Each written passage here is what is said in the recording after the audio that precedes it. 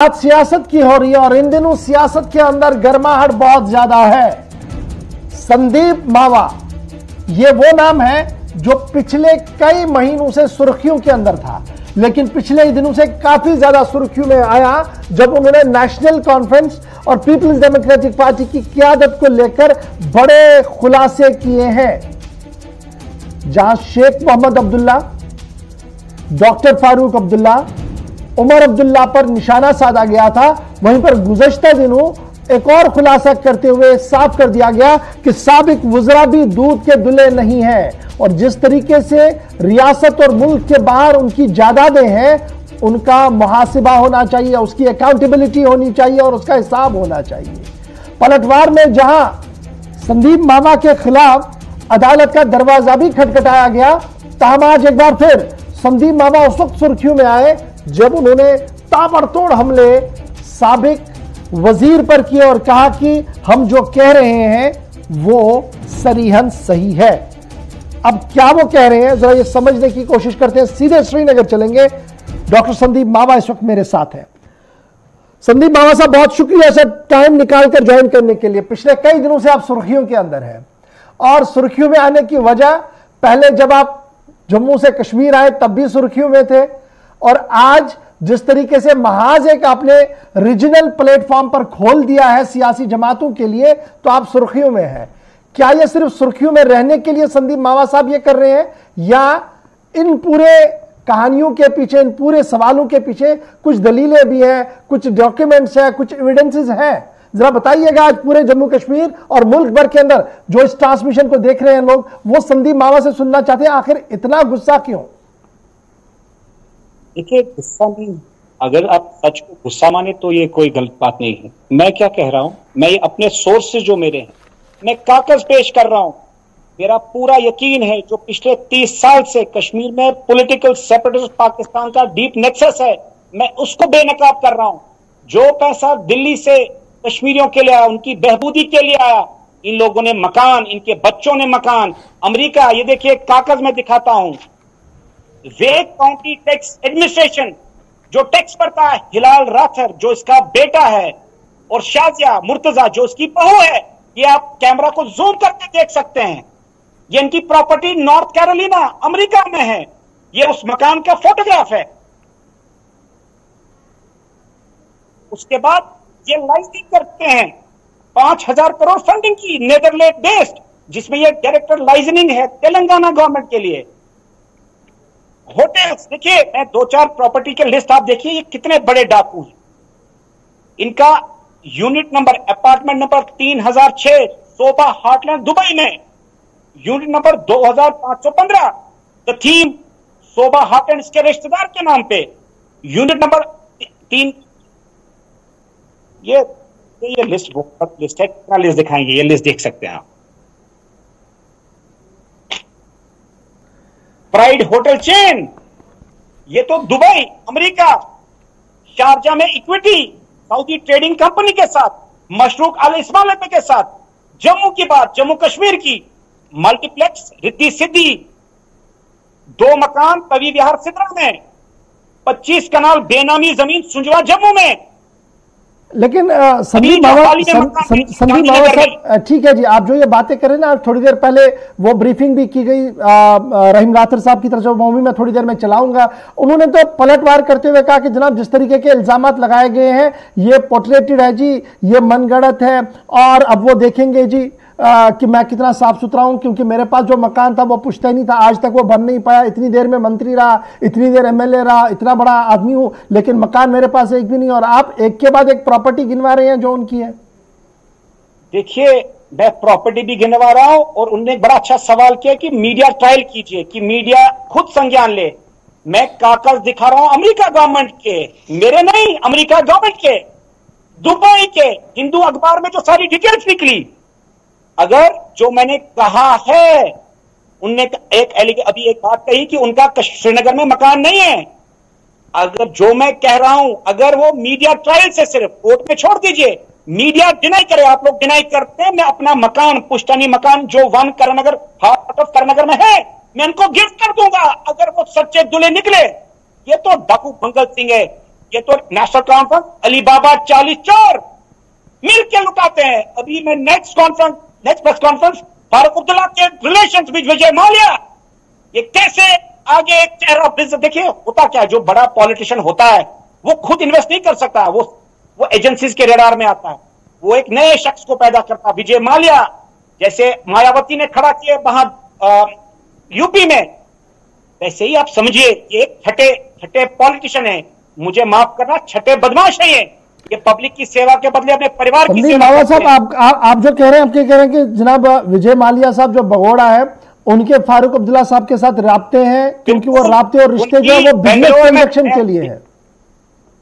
देखिए ये सब इनके घर की बातें इनके घर से निकली है। नंदी हिल्स बेंगलोर में एयरपोर्ट देवनहल्ली के आगे इनकी 3000 कनाल जमीनें हैं। तो ये तो डाकू, ये फारूक अब्दुल्ला साहब की है या किनकी है? ये मैं आपको फारूक अब्दुल्ला साहब की बात कर रहा हूं। लंदन में इनके एक सिंपल जवाब दे, इसका बाप टीचर शेख अब्दुल्ला, दूध का दूल्हा, रेंज ओवर उमर कैसे अफोर्ड कर पाए? इनके घर में तो जाइए 15-15, 20-20 गाड़ी अपने नौकरों तक को ये गिफ्ट करते हैं गाड़ियां, जो इनके नौकर हैं, जिप्सीज, बोलेरोस, स्कॉर्पियोस गिफ्ट करते हैं अपने नौकरों को, कुक को। पता करिए तो किनकी बातें करते हैं? डाकू मंगल सिंह। मैंने सिंपल कहा आज जंग छुड़ चुका है और सच्चाई का जंग। मैंने कहा ये अलीबाबा 40 चोर हैं। And what I said, if I did, अगर मैं कहीं टू रॉन्ग होता हूं मैं पब्लिक लाइफ में आना छोड़ दूंगा, जो मेरी कश्मीर में प्रॉपर्टीज मैं उनको दान कर दूंगा। ये तो खानदानी भिखारी है। संदीप मावा साहब बड़ा इंपॉर्टेंट एक बात, अपनी गर्व संदीप साहब बड़ा इंपॉर्टेंट ये है, आपने गुज़श्ता दिनों भी एक ब्रीफिंग के अंदर कहा कि मैंने जी फंडिंग की फारूक अब्दुल्ला को भी चुनाव के अंदर, तो क्या उस वक्त आपको ये गिल्टी फील नहीं था कि आप एक गलत आदमी को फंड कर रहे हैं, आप एक गलत पार्टी को चूज कर रहे हैं, आप उन्हें फंडिंग दे रहे हैं? तो आपकी तो वो गलती है कि आप भी प्रमोट कर रहे थे उनको। देखिए हमारे खानदानी ताल्लुकात शेख साहब के टाइम के मेरे दादाजी जो पंडित नंदलाल मावा थे, उन्होंने भी इनको व्यू गिफ्ट की शेख साहब को। उसके बाद मेरे पिताजी रोशनलाल मावा, जिनको इन्होंने एमएलसी ऑफर किया शेख नजीर ने 1996 में, हमने मेरे पिताजी ने तब भी ऑफर रिजेक्ट किया। क्यों? हम बिजनेस फैमिली से हैं, इतना टाइम नहीं होता सियासत में लोगों को धोखा देना। हम खल के खिदमत करते हैं, हमें लगा कि हम खल की खिदमत कर रहे हैं, इनको हम फंड कर रहे हैं इस कारण कि ये शायद खल की खिदमत कर रहे हैं।